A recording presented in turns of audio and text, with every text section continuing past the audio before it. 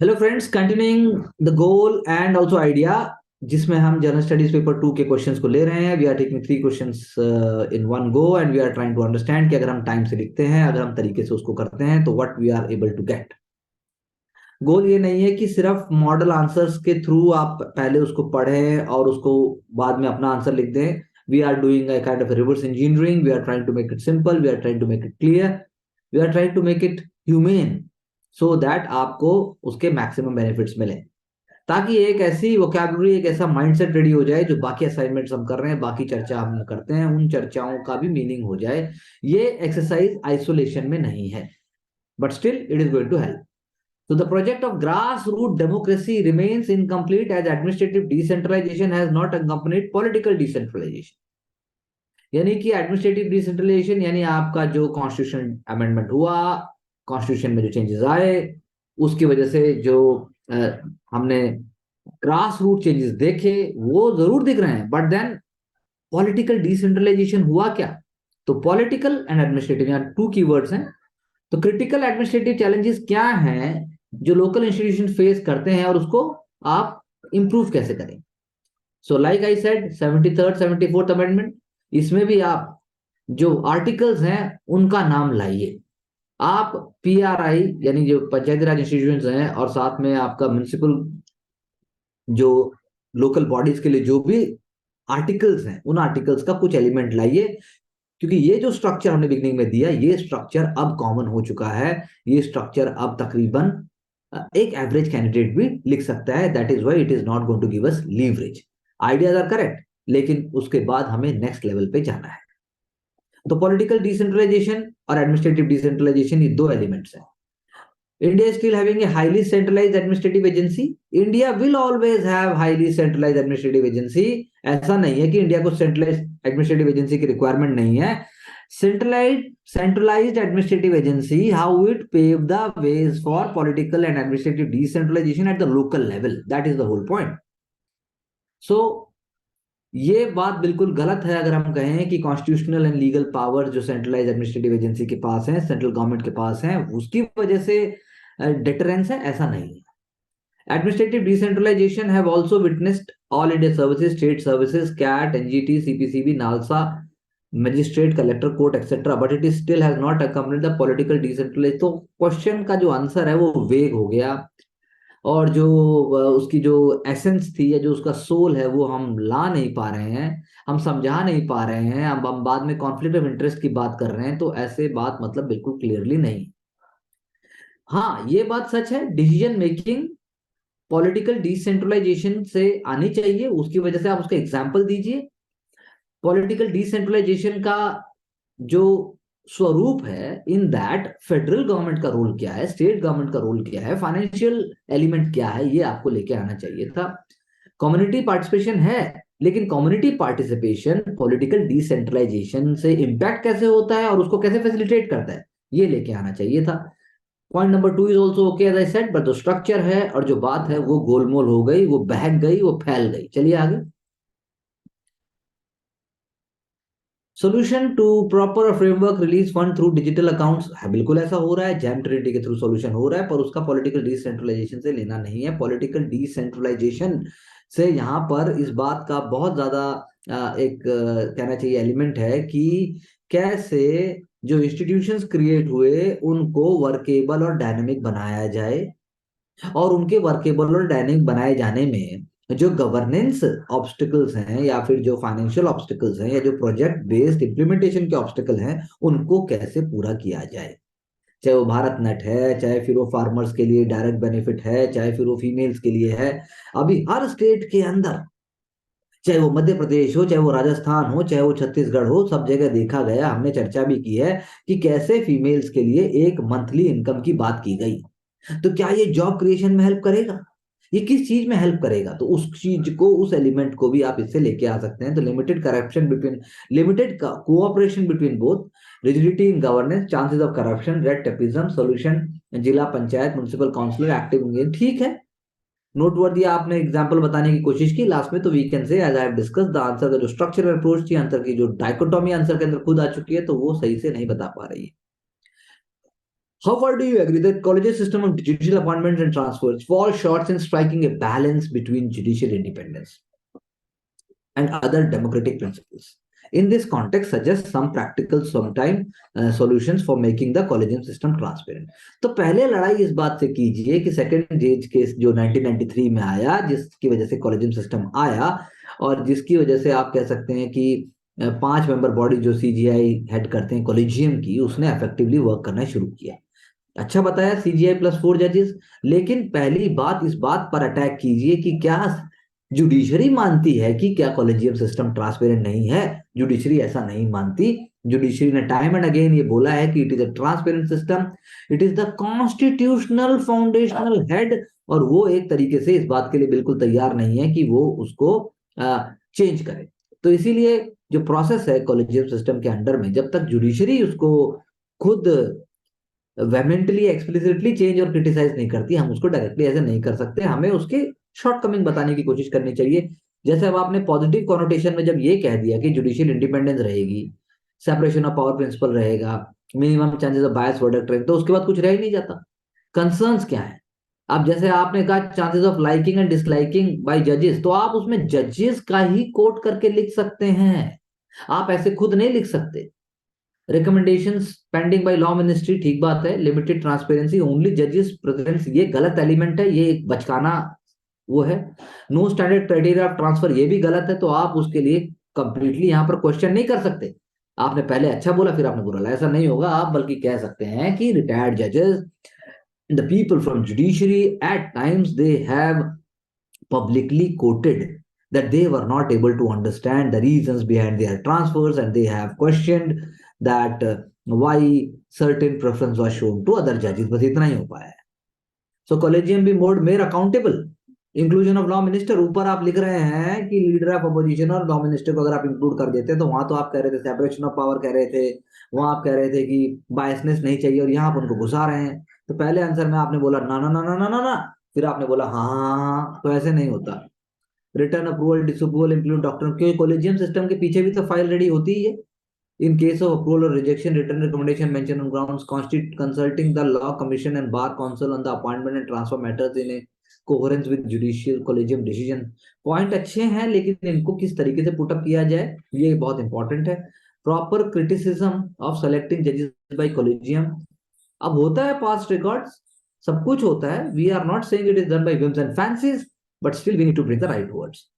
Digitally displayed up Supreme Court and High Court, they are already digitally transparent and सब कुछ हो रहा है। अब आप क्या कहना चाहते हैं कि जो प्रोमाइसेस हैं वो नहीं है? ऐसा नहीं है, प्रोमाइसेस हैं। अब आप कहें कि कॉलेजियम सिस्टम में जो मीटिंग हो रही है उसको भी आप पब्लिक में कर दे, तो आरटीआई का जो स्टेटस है वो आपको लेके आना पड़ेगा कि क्या चीज आरटीआई में आती है। There is code, there registrar होता है, there is register maintained also, registry होती है, उसके बाद बार काउंसिल का रोल होता है। तो आपको वो सारे एलिमेंट लेके आने चाहिए। आपको सिस्टम को कॉम्प्रिहेंसिव बनाने के लिए जो डिसेंटिंग एलिमेंट्स हैं उनके एलिमेंट को लेके आने की बात करनी चाहिए, रादर देन लाइक दिस। तो ये भी ठीक है, but there are too many elements and too many points coming, so we can't say so. Scholars and activists argue that misuse of draconian UAPA to curb every dissenting voice can put democracy in peril. Misuse of draconian UAPA. What sections of UAPA make it a threat to democratic rights? Critically analyze issues related to UAPA while evaluating the requirements of such a stringent law। बहुत अच्छी बात। आप पहले लेके आए UAPA क्यों आया, आप फिर बात कीजिए इतना स्ट्रिंजेंट लॉ चाहिए क्यों। तो सुप्रीम कोर्ट ने दिशा रवि केस में जब बोला कि गवर्नमेंट को UAPA स्पेरिंगली यूज करना चाहिए, बात ठीक है, लॉ एंड ऑर्डर है, पब्लिक मोरालिटी है, सेफ्टी सिक्योरिटी, सारी बात बिल्कुल सही है। पहले UAPA का प्लस बोलिए। आपने बहुत अच्छा बताया, सेक्शन बताया आपने, बहुत अच्छा। हार्श एंड एंटी डेमोक्रेटिक जो सेक्शन 15, सेक्शन 7, सेक्शन 33। लेकिन क्या वाकई एग्जामिनेशन में आप ऐसे कोचिंग के या फिर आप मैगजीन के आंसर की तरह हम पूरा ऐसे लिख सकते हैं? Very difficult. So we have to see whether it is to be done, whether it is possible to be done like this, so we will be discussing that also कि ये आंसर और अच्छा और नेचुरल कैसे हो। 19 का amendment बताया आपने। Common issues related to UAPA not a uniform, common issues की बात ही नहीं कर रहा है, जो एग्जैक्टली पूछा आप उसकी बताइए। Uniform and defined criteria of terrorism, judicial custody, क्योंकि जब नेशन सिक्योरिटी की बात आती है, जब पब्लिक थ्रेट की बात आती है तो उसके अंदर ऑलरेडी वो सब्ज्यूम हो जाता है. Then chances of misuse by executive, abrogation of fundamental right as terrorist not allowed to have fundamentally to more humiliation by agencies. तो ऐसे वर्ड्स का कोई स्कोप नहीं है ह्यूमिलिएशन का यहाँ पर, आई डाउट. जब बात नेशनल सिक्योरिटी की है, जब बात टेररिज्म की, तो ह्यूमिलिएशन नहीं है. NIA like agencies have give unsurmountable power to seize property. Even DNA without individual permission goes against bodily rights. तो आपको देखना पड़ेगा बराबर में क्या हो सकता है. लॉ कमीशन ऑफ इंडिया, अब आपने इतना सारा बता दिया, फिर आप लॉ कमीशन को ला रहे हैं और कह रहे हैं कि you upon the basis of harm principal and protect the country for terrorism. ये पहले आना चाहिए. रिक्वायरमेंट ऑफ यूआपीए भी पहले आप थोड़ा सा बताते, balance between fundamental rights and reasonable restrictions active. तो यानी आपने आंसर की जगह डॉक्यूमेंट रेडी कर दिया. पहले आपने वो बता दिया, फिर आपने आपके विचार कैसे निकल के आएंगे, आपकी सोच कैसे निकल के आएगी, ये थोड़ा मुश्किल लग रहा है. इसीलिए एक natural with in time practice होनी बहुत जरूरी है. तो यूनिफॉर्म अच्छे पॉइंट्स हैं, कीवर्ड्स हैं, इससे आइडिया लिया जा सकता है. अपने आप में पूरा कॉन्सेप्ट क्लियर हो गया. तो इसीलिए ग्लोबल टेररिज्म की जो लास्ट में बात की उसको हम एग्री कर सकते हैं. अगर हम अगले क्वेश्चन पर बात करें तो डिसेंट्रलाइजेशन ब्रिंग थर्ड पिलर, बिल्कुल सही बात है. Reduces burden on the top executive, बिल्कुल सही बात है. But for democratic process balance between contribution and centralization and decentralization must critical challenges faced by local institutions. Functional challenge, बिल्कुल सही बात है. Lack of proper coordination between local institution and state government for policy making. Funding की आपने बिल्कुल सही बात की, एग्जाम्पल भी आपने दिया. उसके बाद उसके ऑडिट मैकेनिज्म की बात की. चलिए आगे चलिए. केरला का आपने एग्जाम्पल दिया. एम एन मनरेगा, मुझे कहा MG नरेगा की आपने बात की. Down to down to top top approach की आपने बात की. लोकल प्लानिंग की बात की, बिल्कुल सही बात है. कोविड का आपने बहुत अच्छा एग्जाम्पल दिया. लेकिन वो जो पॉलिटिकल डिसेंट्रलाइजेशन का चैलेंज है उसको थोड़ा सा क्लियरली और निकाल के लाना चाहिए था. चलिए आगे. Citizen centric governance, political decentralization, administrative decentralization, दोनों बातें की. पेसा 1996 अभी तक किसी आंसर में नहीं आया था. This is a very wonderful point. Fifth and sixth schedule, local bodies have been created for direct participation, बिल्कुल सही बात है. चलिए. स्टेट गवर्नमेंट एग्जीक्यूटिव इंटरफेरेंस, ये बिल्कुल सही पॉइंट है. पॉलिटिकल एंड फाइनेंशियल डिवोल्यूशन के लिए बहुत इंपॉर्टेंट है अंडरस्टैंड करना. Second ARC talks about direct election of mayor and devolution of administrative power into state list, बहुत अच्छा है. यहाँ पर पढ़ते ऐसे जब आप कर रहे हैं तो आप उसमें अलग अलग स्टेट्स का एग्जांपल लाइए. उसके अंदर आप तेलंगाना की बात कर सकते हैं, उसको उड़ीसा की बात कर सकते हैं, सिक्किम की बात कर सकते हैं. आप एक कोई भी ऐसा यूनिक एग्जांपल फटाफट से लेके आइए जिससे आपके आंसर को एक और लीवरेज मिले. नीति आयोग की रिपोर्ट लाकर आपने वही बात की. I think it is on track. Use of bonds for funding infrastructure, Bhopal municipal corporation ने ऐसा किया. कार्बन बॉन्ड लेके आए वो. टैक्सेशन एरिया की बात की. Digital divide and less participation of common people in local bodies, ये बहुत अच्छा पॉइंट है. फॉर सेकंड ARC ने रिकमेंड किया कि सोशल ऑडिट इंक्रीज किया जाए. उसके अंदर सिविल सोसाइटी और NGO का रोल आए. GPS के द्वारा रेटिंग दी जाए, जैसे म्युनिसिपल कॉर्पोरेशन भी चाहती है कि प्रॉपर्टीज का भी जियो टैगिंग हो. Use of anganwadi and read it what's this word is Asha awareness भी होनी चाहिए. Other steps taken under free and fair election which is a challenge for state election commissions. Post pole violence कहाँ नहीं होना चाहिए. तो I think very effectively return, very broadly return. I think this was one of the best attempts as far as bringing issues to the foray is concerned. Collegium system, third judges case, collegium system included appointment, transfer, CJI plus 4 fewer judges, judicial independence, final interpreter है constitution का. Judicial activism की जो मैंने बात की यहाँ दिखाई दे रहा है. जुडिशियल एग्जीक्यूटिव इंटरफेरेंस को अवॉइड किया गया. हाउएवर क्रिटिसिज्म की जो बात हो रही है, चलिए. सेपरेशन ऑफ पावर जब हम बात करते हैं तो is under basic structure of the constitution. Judiciary cannot have whole say in this matter on its own appointment. ये एक मुद्दा है. जुडिशियल एक्टिविज्म जुडिशियल coup ऐसा भी कहा जाता है. नेपोटिज्म और फेवरेटिज्म की बात की जाती है. For example article 240 families have influence in judiciary. क्या आर्टिकल नहीं है ये, 240 family. So you must have coated that who says that and what. Please bring the, कुछ भी लिखिए आप, लेकिन ऐसे डायरेक्ट मत लिखिए. पेंडेंसी की बात की. बैलेंस होना चाहिए. Practical solution. चलिए आगे. उसका आपने बात की कॉलेजियम के अंदर एग्जीक्यूटिव रिप्रेजेंटेशन, अगर मान लीजिए है BPM है LOP है, लेकिन मेजोरिटी रिजाइड्स विद द जजेस. मॉडिफाइड NJAC इज अ की term over here. RTI on जजेस इनकम जो हमने अभी बात की थी. Separation of constitution bench versus appointment bench, ये भी बात सही थी. तो आजकल जैसे न्यूज़पेपर में भी आता है कि कैसे जैसे कोई अगर सुप्रीम कोर्ट की बेंच जो है वो एक मुद्दे को इंपॉर्टेंट होते हुए भी अगर कहीं और वो भेज देती है, कुछ और करती है, आपको वो ऐसे एलिमेंट लेके आने चाहिए. या फिर आपको उसके थोड़ा आप उसको क्रिटिसाइज कीजिए और उसी के अंदर कुछ ठीक होने की बात भी, जैसे कि वुमेन मार्जिनलाइज्ड सेक्शन को लेके आने की बात की, तो I think on track, good efforts, पहले से बहुत इम्प्रूव्ड है, पहले से बहुत नेचुरल है, और एक कमांडिंग प्रेजेंस आने लगी है। यूआपीए अनलॉफुल एक्ट प्रिवेंशन के, अब कश्मीर के स्टूडेंट्स की, जब ये अभी अच्छा एग्जांपल दिया इसका, J&K हाई कोर्ट ने उस पर स्टे लगाया। UAPA section can be used for silencing and dissenting, बहुत ब्यूटीफुली पुटअप किया, ठीक बात है। Artistic, student, journalistic, activist question के हिसाब से किया।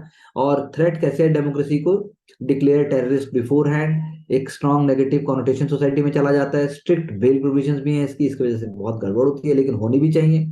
सोवरेनिटी इंटीग्रिटी ऑफ इंडिया को हम कॉम्प्रोमाइज नहीं कर सकते, जैसे कि case against Khalistan Babbar force important है, farm law violence 2020, Maoist leaders put under charge तो इंपॉर्टेंट भी है, सेपरेटिस्ट के लिए, सिंपैथाइजर्स के लिए रिक्वायरमेंट है बैलेंस होने की। तो law and order, some undemocratic जो कंट्रीज हैं, जैसे नॉन स्टेट एक्टर्स हैं, एनजीओ, सिविल सोसाइटी, वो अगर हम सामने लेके आते हैं और उसके पीछे टेररिज्म होता है तो वो हमें रोकना पड़ेगा, जैसे पीएफआई का एग्जांपल यहाँ पर दिया। Restriction put must be there, but it must be, it must be reasonable. So I think it is on track. Dissent की बात की, vocal support की बात की, informed decision की बात की, I think it is well argument, it is good, one must move in the same direction. अब अगर हम बात करें लोकल बॉडीज में, 73rd अमेंडमेंट एक्ट, बिल्कुल सही बात है, स्केलेटन तो दे दिया, वही जैसे मैंने बोला, लेकिन जो उसके अंदर फ्लैश था वो स्टेट को भरना था। इस कॉन्टेक्स्ट में स्टेट्स ने अपना काम नहीं किया, ग्रास विदाउट रूट्स हो गई एक तरीके से वो। तो ग्रास रूट जब हम कहते हैं तो grass without roots is very good element, ये आप अपने आंसर्स के लिए ले सकते हैं। इनकम्प्लीट पॉलिटिकल डिसेंट्रलाइजेशन हुआ, डिवोल्यूशन ऑफ सब्जेक्ट, जैसे मैंने आपको कहा कि केरला के अलावा बाकी स्टेट्स ने ऐसा नहीं किया, वैकेंसीज रहती है उनको पूरा नहीं भरा जाता, स्टेट एलोकेशन की बात हमने भी की लेकिन ऐसे नहीं की। और फिजिकली डिपेंडेंट लोकल बॉडीज की हमने बात की, चलिए आगे चलिए, लेकिन हमने सॉल्यूशन भी साथ में दिए। थोड़ा और हमें सिंपल करना है, creation of parallel body, special purpose vehicle बना दिए गए हैं, उसके बाद जो है सपोर्टिंग इंफ्रास्ट्रक्चर और स्टाफ वो नहीं मिलता है, तो बहुत सारे इश्यूज है, कैपेसिटी बिल्डिंग है, ब्यूरोक्रेटिक माइक्रो मैनेजमेंट, आप कहिए, या पंचायत पति वाला जो कॉन्सेप्ट है, जहां लेके आना चाहिए था हम नहीं लेके आए। मणिशंकर कमेटी ने कहा था कि individual state level bodies with representation from local bodies होना चाहिए, लेकिन ऐसा नहीं हुआ। Allow local bodies to raise finances, ये हमने एग्जांपल दिया, हो भी रहा है। स्ट्रेंथन स्टेट इलेक्शन कमीशन, ये भी हमने बात की। सेकंड एआरसी की बात हमने भी की। Infrastructure like panchayat building, CCTV camera की बात हमने भी की। Role of panchayat must not, ये भी हमने भी की, सेकंड एआरसी को हम लेके आए। प्रिंसिपल ऑफ सब्सिडरी, ये हमने नहीं लिखा, ये लिखना जाना चाहिए था। Our answer should become more simple in terms of little bit understanding and little bit more structure। Collegium system की बात की तो रूट हमने भी बताया, जेएसी बताया, इश्यूज बताया, made judiciary and empire in themselves, ऐसा हमने कोई कोर्ट नहीं डाला। इसका ओवरसाइट मैकेनिज्म होना चाहिए, पॉपुलर सोवरेनिटी के अगेंस्ट नहीं होना चाहिए, यानी कि जो principle of check and balance उसको वायलेट नहीं होना चाहिए। तो ये कुछ अच्छे पॉइंट्स हैं। एंड आर्बिट्ररी इन एक्शन नहीं दिखना चाहिए, इश्यूज ऑफ ट्रांसफर हमने भी ये पॉइंट बोले, लेकिन थोड़ा सा और क्लैरिटी से हमें पॉइंट बोलने चाहिए थे। Need to balance independence with democracy, decision taken and parameters considered public domain में, जैसे कि आरटीआई हमने बात की, spirit of check and balance की हमने बात की, और I think punitive and unproved transfer जो मैंने आपसे पहले बात की, हमने भी वही चीज देखी। बस थोड़ा स्ट्रक्चर होना चाहिए हमारा हल्का सा, और then we will be definitely talking on track, because justice is basic human right। I think conclusion में जो legitimacy की बात की गई वो हम भी उसके बारे में चर्चा कर सकते हैं। अगर मैं नेक्स्ट क्वेश्चन की बात करूं तो there is a very thin line between dissent and sedition, बहुत अच्छा शुरुआत की, बाउंड्री इज वेग, आप और कॉन्फिडेंट और रिलैक्स हो जाएंगे तो आप भी ऐसे लिख पाएंगे। साइलेंट डिसेंट को नहीं करना चाहिए, डेमोक्रेटिक का राइट है। ड्रैकोनियन अगर बोले तो रेलेवेंस की बात की तो anti national activity, supreme court, law commission, reasons internal security issue है, tools for state to protect itself in a liberal democracy, बिल्कुल सही बात है, चलिए अच्छा स्टेटमेंट है।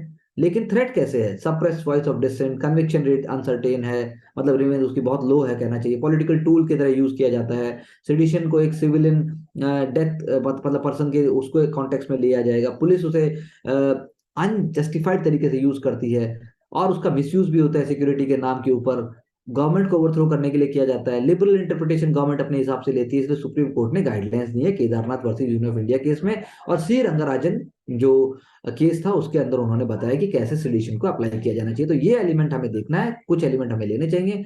ट्रेनिंग कैपेसिटी बिल्डिंग की बात हमने भी की, पुलिस रिफॉर्म की बात हमने नहीं की, मोरालिटी की बात हमने अच्छे से क्लैरिटी से ऐसे नहीं की, डेमोक्रेटिक राइट्स की बात हमने भी की। तो पीपल एक सोवरेन है, और लास्ट में आप जिस तरीके से सोशल कॉन्ट्रैक्ट की बात की गई है, और युवा पास स्टेट के लिए है और स्टेट भी लोगों के लिए है, ऐसा हमें भी लिखना चाहिए। तो वो आइडियाज हम ले सकते हैं। We can stop the screen please. Okay, Anchal, be quick please, क्या बोलेंगे आप? यस, सर तो ये क्वेश्चन से फ्रेजेस कैसे निकाले जा सकते हैं, जैसे कि टॉपर ने किया वो कर सकते और हैं। मेंटली पीसफुल, थोड़ा और कॉन्फिडेंट, थोड़ा और क्लियर। लास्ट में इंट्रोडक्शन और कंक्लूजन देखो, उसके माइंडसेट का पता लग रहा है कि कैसे अलग अलग तरीके से लेके आया जा रहा है, एक फ्रेम ऑफ माइंड में वो बात नहीं कर रहे हैं। ये बहुत जरूरी है हमारे लिए। ओके दिव्या। सर नेचुरली लिखना है कि किस तरह से सिंपल स्ट्रक्चर में पुट कर सके, और एलिमेंट्स को लाया जा सकता है, जो एग्जांपल हम देखते हैं न्यूज़पेपर में, या फिर किस तरह से उन तक पहुंचाया जा रहा है। पहुंचोगी, लगातार करो, पहुंचोगी। करो ना। तो नेचुरली ऑन द स्पॉट हम कोड्स कैसे लिख सकते हैं, हमने देखा क्वेश्चन से, एंड फ्लो कैसे कितना इंपॉर्टेंट होता है आंसर हाँ में। बिल्कुल, बहुत अच्छी बात है। Kaushik. It's a unique example, and flow should be more there. Flow is there, but I have to work more. और simple नो करना है प्रॉब्लम। इसको, intro और More is the confidence, more is the clarity, more will be your idea. You will be confident. You will put it over there and it's done. You not need to always think about memory. You will be able to create it. So let's keep on working on different assignments, different areas, and let's work with more conviction and more smartness. Thank you very much.